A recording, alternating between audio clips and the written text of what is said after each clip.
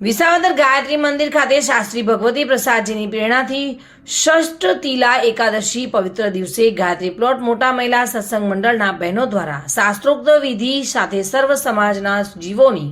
સુખાકારી લોક કલ્યાણ તેમજ દિવંગત આત્માઓના મોક્ષાર્થે